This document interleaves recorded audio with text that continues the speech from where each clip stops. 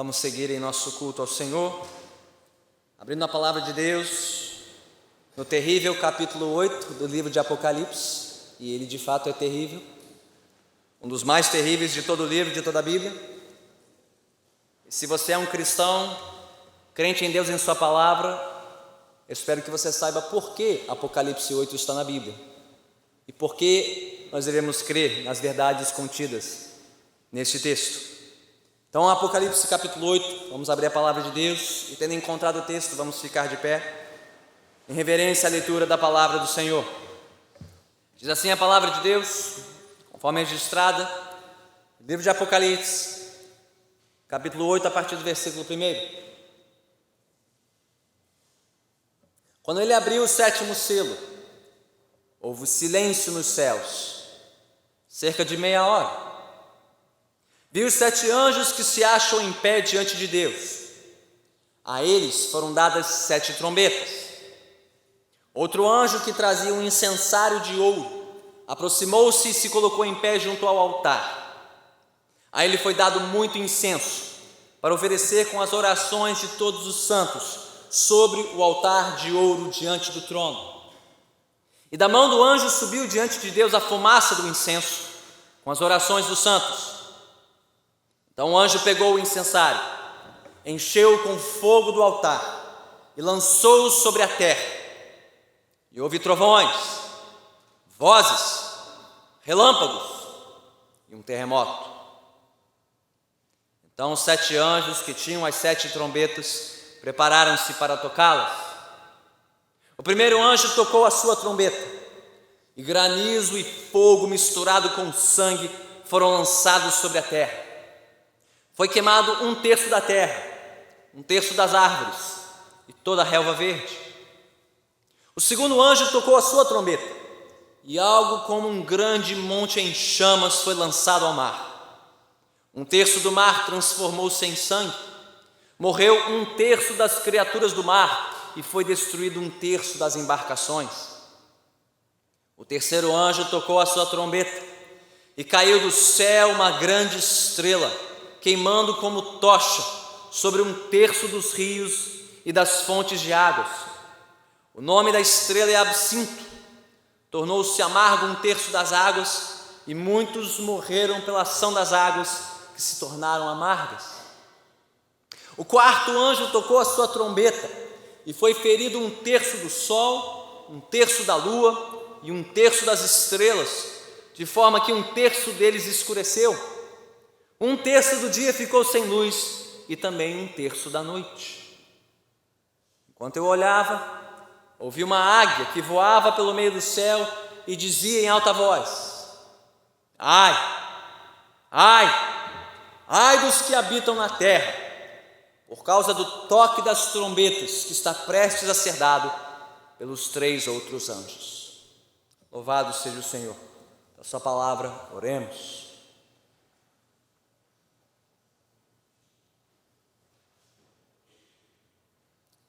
Senhor bendito, ao abrirmos a Tua palavra nesta noite, que possamos estar atentos aos alertas do Senhor, às Tuas severas advertências aqui contidas. Dá-nos ouvidos, Senhor, para ouvir o que Teu Espírito tem a dizer ao Teu povo, Tua igreja aqui reunida. Sejamos prontos a receber as Tuas instruções, prontos a responder com fé e obediência à Tua palavra. Chama, Senhor, aqueles que ainda não Te ouviram ao arrependimento e à fé em Jesus Cristo, enquanto houver tempo, enquanto o Senhor não volta para julgar toda a terra, vivos e mortos. Prepare-nos nesta noite, Senhor, e conduz-nos pela Tua palavra, te pedimos em nome de Cristo Jesus. Amém. Podemos nos assentar.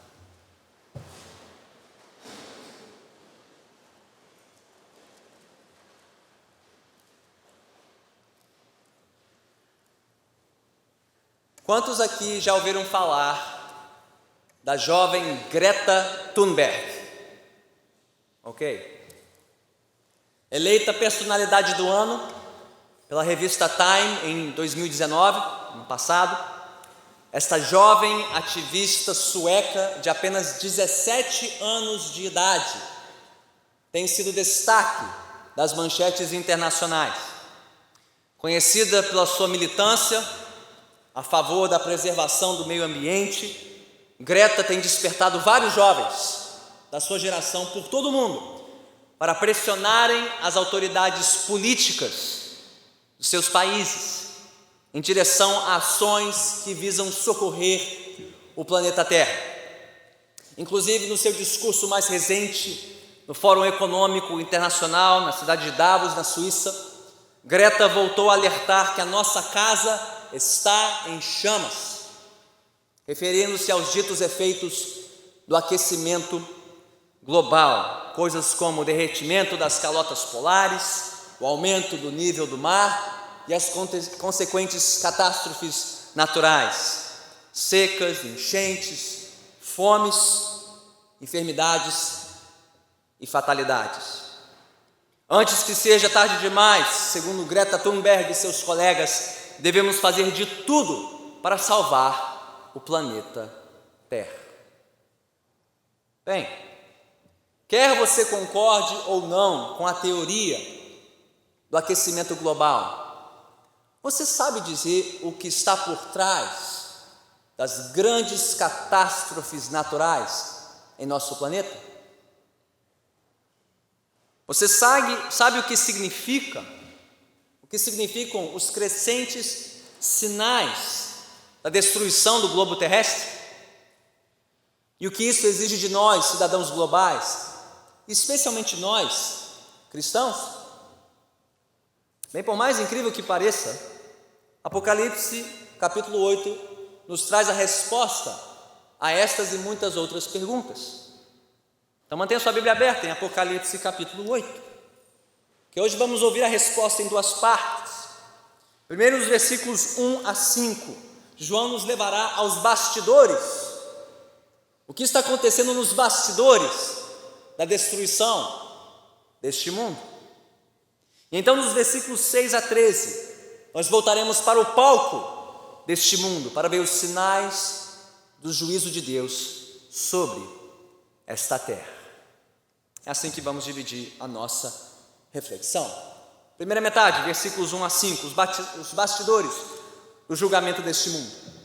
Mas antes precisamos nos recordar exatamente de onde nós estamos localizados na progressão do livro de Apocalipse, especialmente nos capítulos anteriores, os capítulos 4 a 7. Desde o capítulo 4 e 5, quando João foi transportado para a sala do trono de Deus, nós vimos o Senhor Deus assentado no seu trono, vimos o Cordeiro, o leão Cordeiro Jesus Cristo, reinando com ele e abrindo o livro, revelando o plano de Deus para a história deste mundo, entre a primeira e a segunda vinda de Jesus. Então já temos ciência, a partir dos capítulos 4 e 5 de Apocalipse, que tudo que está ocorrendo neste mundo acontece debaixo do controle de Deus. Tudo está seguindo um plano meticulosamente desenhado por Deus, executado pelo seu Filho, o Senhor Jesus Cristo. E ao abrir este plano, simbolizado por um livro com 7 selos, ao abrir os selos para revelar este plano, vimos nos capítulos 6 e 7 de Apocalipse sinais de julgamento, sinais do juízo de Deus sobre este mundo rebelde e pecador contra o seu Criador, e um mundo em oposição ao povo de Jesus, a igreja. Vimos o retrato de uma igreja militante, sofredora neste mundo, mas que um dia chegará ao seu destino eterno. A igreja que milita hoje, um dia triunfará. É o que vimos nos capítulos 6 e 7. E ao longo desses capítulos, 4, 5, 6, 7, você deve ter notado o barulho no céu, muito barulho. São capítulos que reverberam com louvor, muitos louvores, muitos cânticos. Os anjos os santos louvando e adorando, quando não clamando, intercedendo junto ao Senhor, para que eles sejam vindicados, que eles sejam vingados na terra. E então, chegamos no capítulo 8. O sétimo e último selo é aberto pelo Cordeiro. E o que acontece? Capítulo 8, versículo 1. Pela primeira vez em todo o livro há silêncio. Não qualquer silêncio, mas um silêncio prolongado. Não sei quem fica nervoso aqui com silêncio. Alguns segundos, poucos minutos. Diz aqui que o silêncio durou meia hora.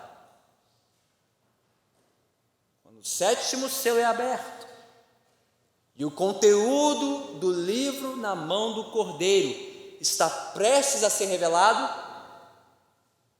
Há silêncio prolongado. É um silêncio de expectativa para o povo de Deus, expectativa para a igreja que quer ver o plano de Deus sendo executado neste mundo. Naquele momento de grande expectativa, um jogo, numa partida, em que a torcida fica vidrada. Assim o povo de Deus aqui, em silenciosa expectativa, aguarda para que o Cordeiro revele o conteúdo do plano do Senhor. Mas é também um silêncio aterrorizante para um mundo em rebeldia contra o Cordeiro. Então o silêncio aqui de Apocalipse 8:1 é semelhante à calmaria antes da tempestade. Algo grave e terrível está prestes a acontecer. E é isso que nos mostra o versículo seguinte, versículo 2. Assim que o silêncio se encerra, surgem 7 anjos em pé diante de Deus. E a eles foram dadas 7 trombetas. Símbolos de quê? Trombetas são símbolos de alerta, de advertência, de juízo, de destruição. Como aquelas trombetas que o povo de Israel tocou por 7 dias quando marchou ao redor da cidade de Jericó. E no 7º dia marchou 7 vezes. E então tocou as trombetas e a cidade ruiu. Aqui também as trombetas estão prestes a tocar. Um juízo está prestes a ser derramado sobre este mundo. Então nos versículos 3, 4 e 5, antes que as trombetas toquem, João viu um altar de ouro diante do trono de Deus, e junto deste altar um anjo trazendo um incensário, cheio de incenso, para ser oferecido junto com as orações do povo de Deus, da igreja, de todos os santos. Especificamente nos versículos 4 e 5, nós vemos que ao oferecer este incenso a Deus, misturado com as orações do seu povo, assim como no templo de Jerusalém havia um altar de incenso diante da Arca da Aliança, sino da presença do Senhor, onde o povo de Deus oferecia as suas orações por meio do seu sacerdote. De repente, o anjo despeja o incensário sobre a terra. O incensário é lançado à terra, diz o versículo 5, ele é preenchido com fogo, lançado à terra, e de repente ao quê? Trovões, vozes, relâmpagos e um terremoto. Pastor, o que tudo isso representa? O que João viu exatamente aqui? Bem, nós já vimos esse altar antes. Se você voltar para Apocalipse 6, versículos 9 a 11, já vimos esse altar na visão de João, e já vimos quem estava debaixo desse altar, as almas daqueles que morreram pelo seu testemunho de Jesus. E o que aquelas almas faziam debaixo do altar e diante do trono? Clamavam para que Deus os vingasse, para que Deus os vindicasse, para que Deus julgasse a terra. Então, o que os santos pediram no capítulo 6 está prestes a acontecer agora no capítulo 8. Deus ouviu as orações do seu povo, Deus ouviu as orações dos seus servos. Deus está prestes a julgar este mundo, a julgar este mundo que se rebelou contra o seu Criador e contra o Salvador da igreja. É isso que está acontecendo aqui diante de nós. Então, o que esta cena dos bastidores da destruição deste mundo nos mostra? Nós sabemos, irmãos e irmãs, que Deus já ordenou o julgamento deste mundo rebelde e pecador, especialmente porque rejeitou a Deus, rejeitou o Senhor Todo-Poderoso e ao seu Filho Jesus Cristo. Mas o que esta cena está nos mostrando é que Deus não cumpre os seus planos e propósitos neste mundo independente do seu povo, a revelia da devoção do seu povo. Não, Deus cumpre o seu plano para este mundo por meio das orações dos seus servos. Outra maneira de dizer isso é que Deus determina os fins deste mundo, mas Ele também determina os meios para este fim. Ele determinou, Ele já decidiu julgar este mundo pecador, mas Ele o fará por meio das orações dos seus servos.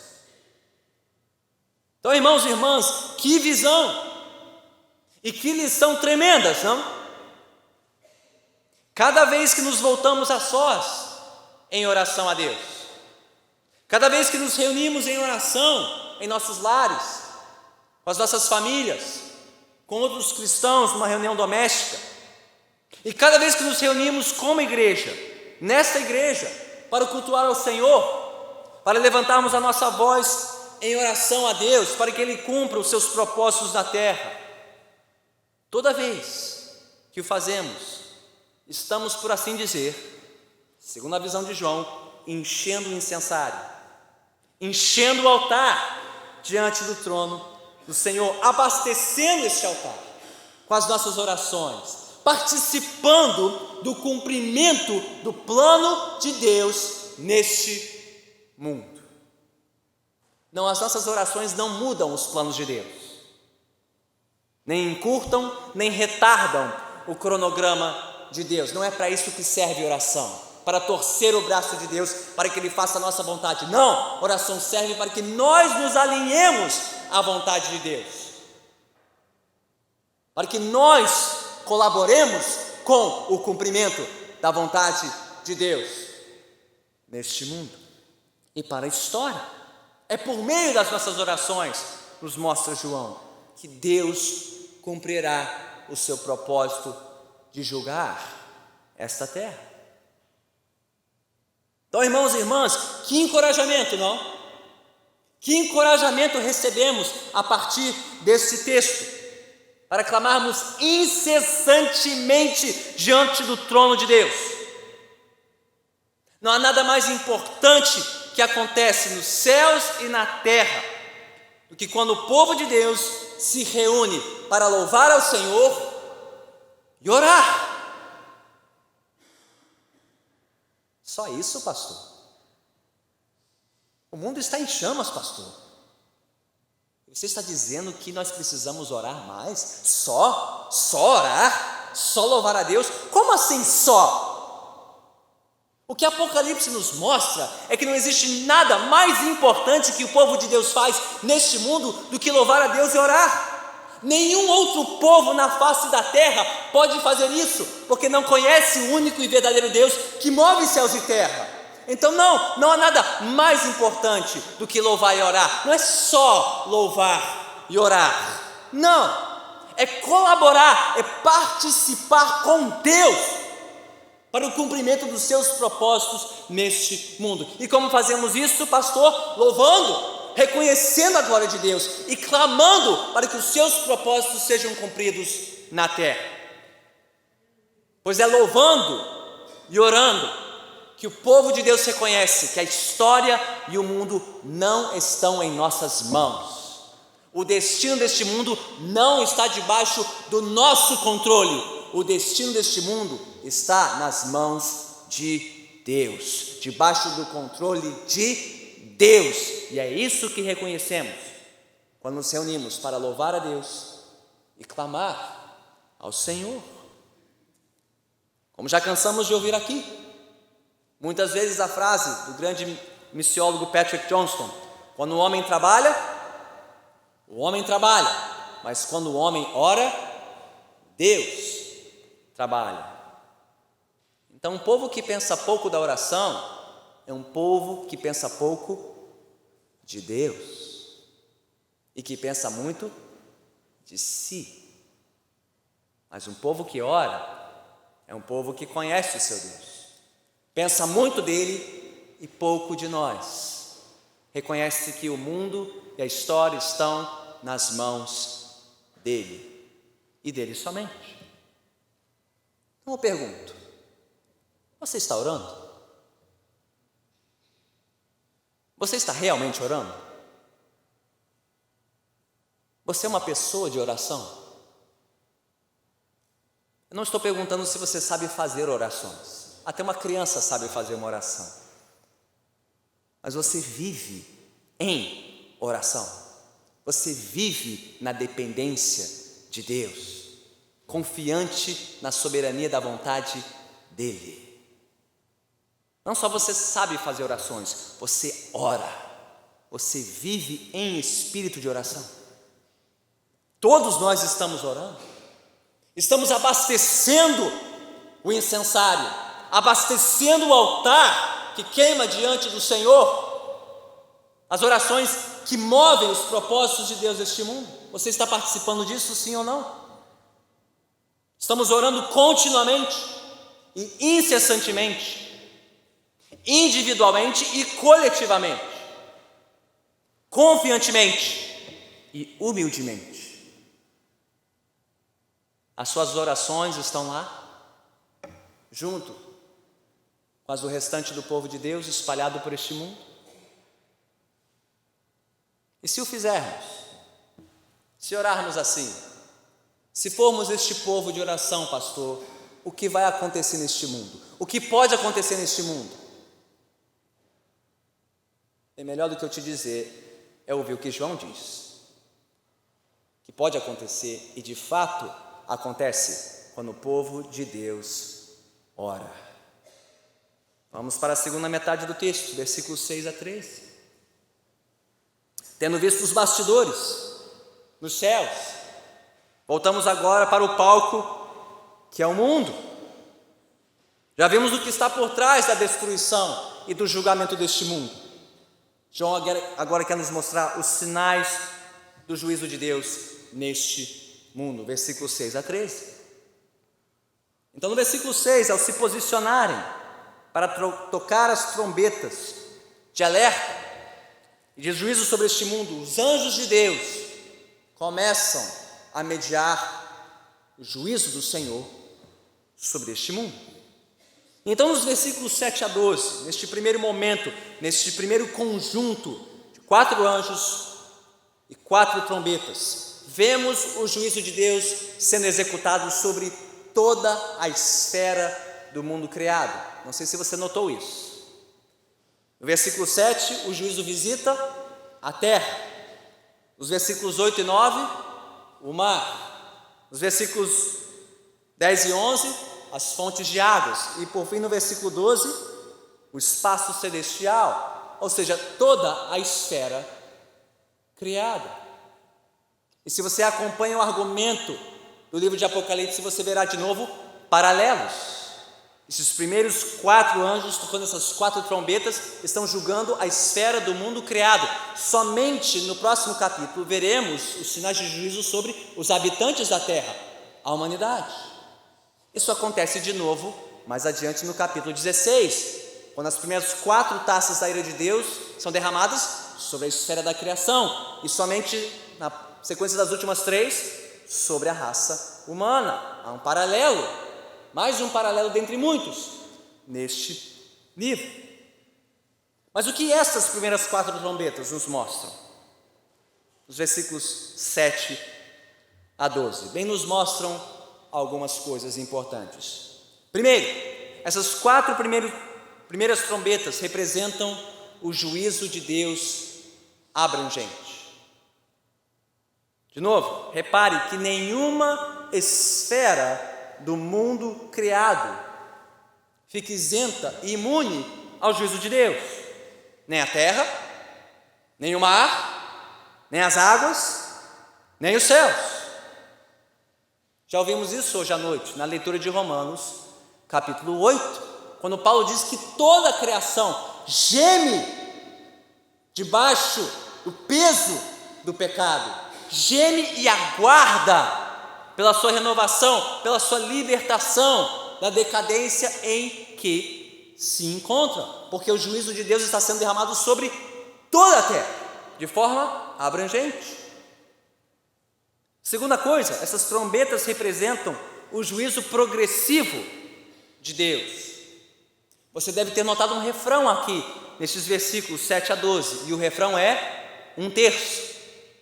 1/3 da terra, 1/3 do mar, 1/3 das embarcações, 1/3 das águas, 1/3 do sol, 1/3 da lua, 1/3 do dia, 1/3 da noite. O que isso nos mostra? Bem, se você voltar para o capítulo 6, versículo 8, você lembrará que o juízo de Deus caiu sobre 1/4 da terra, mas agora é 1/3, está crescendo. Mas quando chegarmos no capítulo 16, esse juízo cobrirá toda a terra, não apenas uma fração, mas toda a terra. Então há progressão aqui, de 1/4 para 1/3, para toda a esfera da criação. O juízo está crescendo, progredindo em intensidade. Mas note em terceiro lugar, que essas trombetas representam o juízo parcial de Deus. Estão crescendo, os sinais estão se intensificando, mas ainda não cobriram todo o mundo. E se você notou o versículo 13, você viu que se está ruim, vai piorar. Está ruim, pode piorar e muito. Como diz a águia, ave de rapina, símbolo de destruição, no versículo 13: ai, ai, ai dos que habitam na terra, por causa do toque das trombetas que está prestes a ser dado pelos 3 outros anjos. Então há um juízo progressivo, mas ele ainda é parcial. E quarto, também preventivo. Por ser um juízo parcial, é um juízo preventivo.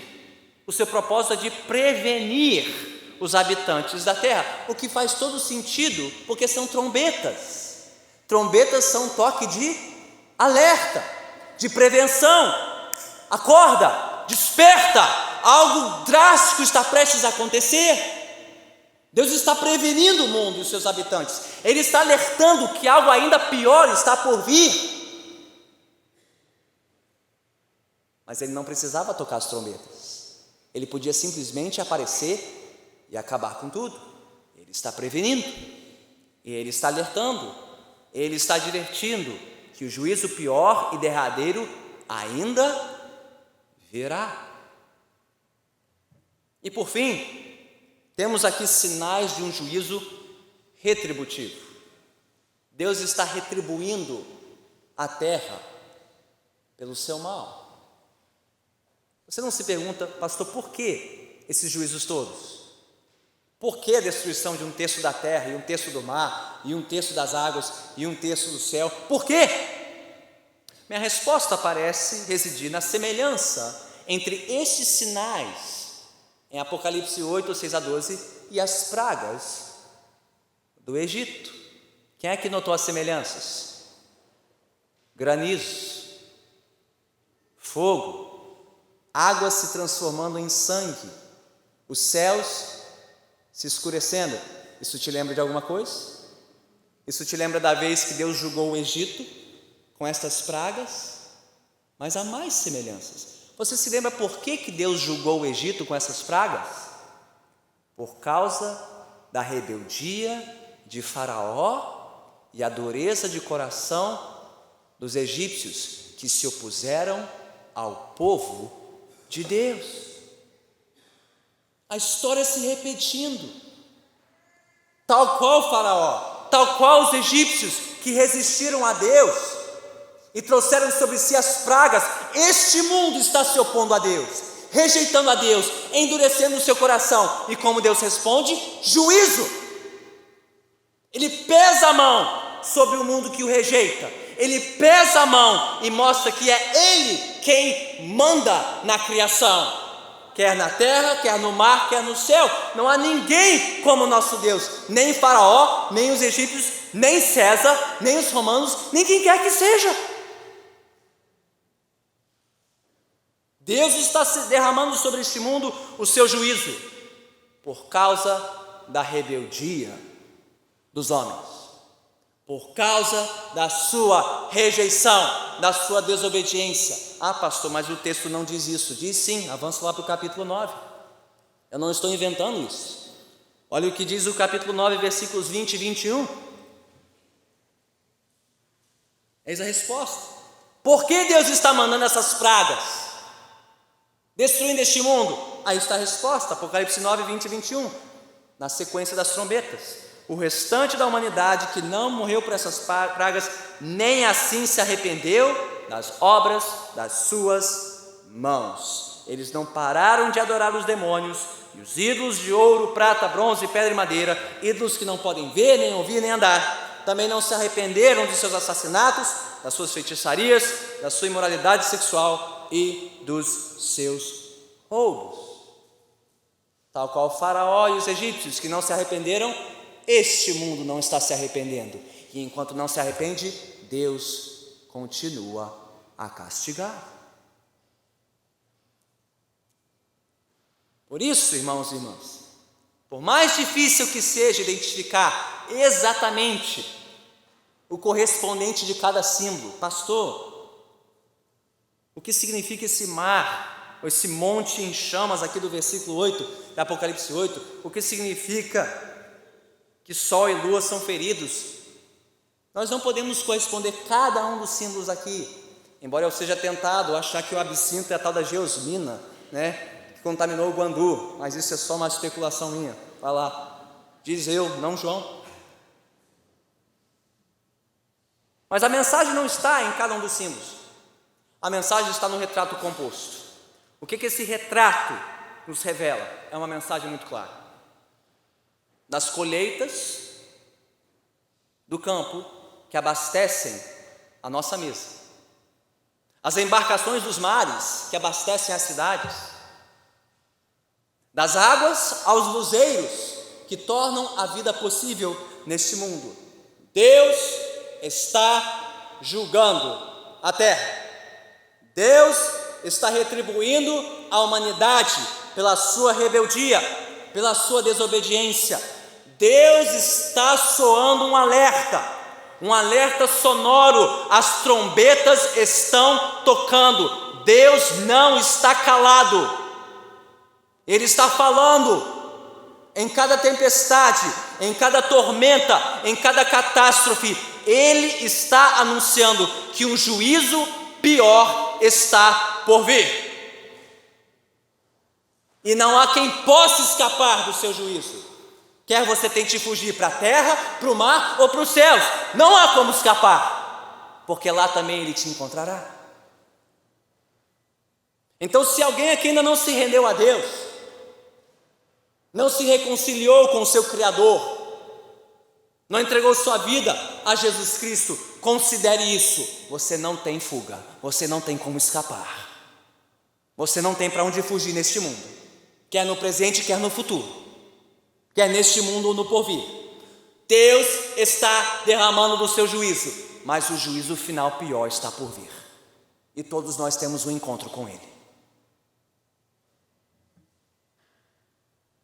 Mas Se hoje você se render a Cristo, você se entregar a Jesus, você não tem o que temer. Porque a mensagem gloriosa é essa: Jesus, o Filho de Deus, derramou o sangue dele na cruz, para que o seu sangue não tenha que ser derramado. Jesus enfrentou o céu escuro da ira de Deus, para que a luz da sua graça resplandecesse sobre você. Jesus já sofreu o castigo para que nós fôssemos libertos. Esta é a mensagem do Evangelho. Por mais que ainda vejamos este mundo, a nossa casa ardendo em chamas, debaixo da ira de Deus, nós cremos que pela graça de Jesus, pela fé em Jesus, um dia seremos libertos do juízo pior que está por vir. Então, se alguém aqui ainda não se rendeu, renda-se enquanto houver tempo. Renda-se hoje, renda-se já, porque o juiz virá. Mas se você já se rendeu, note o que esse texto nos mostra. Repare que Deus está alertando o mundo. Deus está tocando a trombeta. Deus está alertando os habitantes desta terra de que algo drástico, terrível está por vir. E se Deus está alertando o mundo, crentes, povo de Deus, nós estamos alertando o mundo. Se Deus não está calado, nós, o seu povo, não podemos ficar calados. Se Deus está anunciando o seu juízo, nós precisamos avisar aos habitantes deste mundo que o juízo está vindo, está por vir. O mundo caminha a passos largos para a sua destruição, e Deus nos colocou neste mundo para avisar o mundo, para alertar o mundo, para se preparar para a vinda do juiz. Então estamos anunciando esse juízo vindouro, e estamos anunciando a graça salvadora de Jesus. Aqueles que estão vagando perdidos por este mundo, debaixo da ira de Deus, rumo à sua destruição eterna. De novo, irmãos, se Deus não está calado em seus sinais neste mundo, nós não podemos nos calar na interpretação dos sinais de Deus neste mundo. É para isso que Ele nos colocou aqui, para alertar, para advertir, para anunciar e aguardar para que Deus chame os seus, para que Deus conceda arrependimento e fé aos seus eleitos neste mundo. Jesus voltará, irmãos e irmãs. Seu juízo é certo. Então alertemos o mundo. Anunciemos que só há salvação por meio de Jesus Cristo, do seu sacrifício, do seu sangue. E quem não tem Jesus como seu Salvador, o terá como seu juiz. Ou você se rende a Jesus como Salvador, ou você terá que se render a Ele como juiz da sua alma.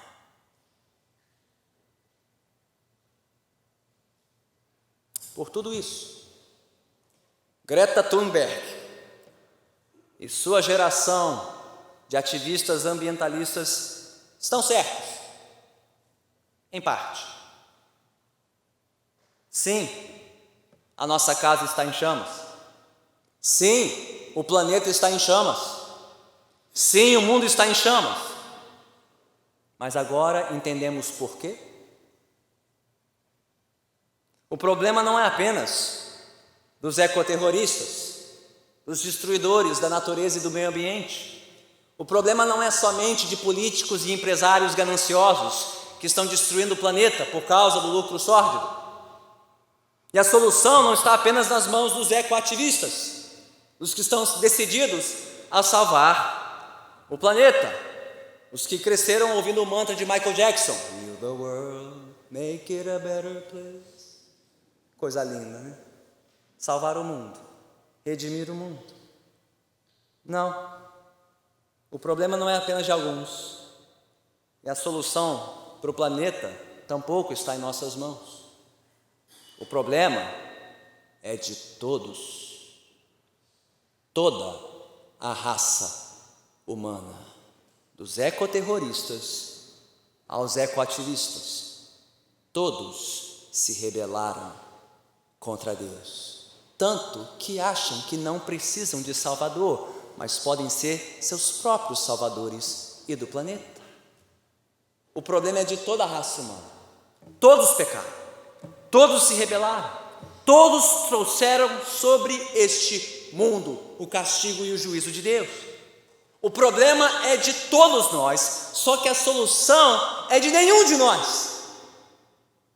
Porque só há um que pode salvar o planeta, só há um que pode salvar o mundo do juízo certo. Só há um. Eu não posso salvar o planeta do juízo de Deus, nem você, nem quem quer que seja. Por mais que possamos e devemos cuidar bem da terra, conservá-la, nós não podemos impedir a destruição e o juízo neste mundo. Só tem um, e Apocalipse diz quem é este um que trará novos céus e nova terra. É Jesus. Ele é quem pode salvar este planeta. Ele é quem pode trazer o paraíso de volta. É Ele quem pode recriar e renovar este mundo e prepará-lo para aqueles que habitarão este mundo de perfeita justiça. Mas antes que Ele venha inaugurar um novo planeta, novos céus e nova terra, Ele está preparando um novo povo. Interessante, não?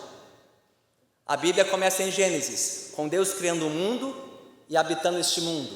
Mas agora ela termina em Apocalipse, com Deus criando um novo povo, preparando para um novo mundo. Antes que Deus crie este novo mundo, Ele precisa criar um novo povo. Um povo redimido, um povo salvo, um povo convertido, um povo consagrado a Jesus Cristo, um povo perdoado dos seus pecados por meio do sangue de Jesus. Só Jesus salva o planeta, e só Jesus salva o povo que habitará novos céus e nova terra. Você faz parte deste povo? Você habitará os novos céus e nova terra? Você também confessa Jesus como seu Rei, Senhor e Salvador e Redentor deste mundo? Então, enquanto o mundo arde, e vai arder mais, enquanto o mundo está em chamas, e haverá mais chamas, diz Apocalipse, enquanto o mundo arde debaixo do juízo de Deus, em preparação para o juízo final, a minha missão e a sua missão é esta: creia em Jesus, confesse Jesus, compartilhe Jesus, anuncie que só Jesus salva, das almas ao planeta. E assim, preparemos, e a todos ao nosso alcance, para o grande dia da volta de Jesus. Oremos. Sim, Senhor, Tu és soberano. Tu és soberano, Senhor. Soberano para proteger o Teu povo, soberano para julgar este mundo. Tu nos colocaste neste mundo, Senhor, para anunciar a Tua volta, para preparar a muitos para o dia da Tua volta. Perdoe-nos, Senhor, nossa omissão, nossa negligência nesta missão. Perdoe-nos, Senhor, por não anunciarmos mais, não alertarmos mais, não avisarmos mais aqueles que caminham rapidamente para a sua destruição. Tem misericórdia de nós, tem misericórdia de mim, Senhor, o meu silêncio, a minha omissão, minha negligência, Senhor.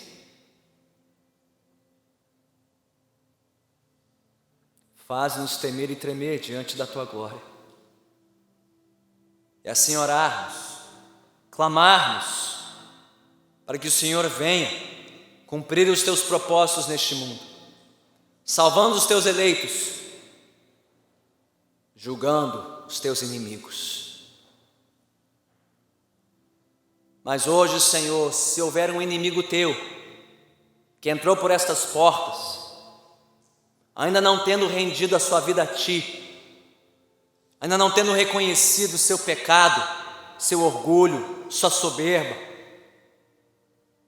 que a Tua mão pese sobre estas almas, que o Teu Santo Espírito convença esses corações dos seus pecados, para que se rendam a Ti com arrependimento e fé em Jesus Cristo, reconhecendo não só como juiz, mas como Senhor, como Salvador.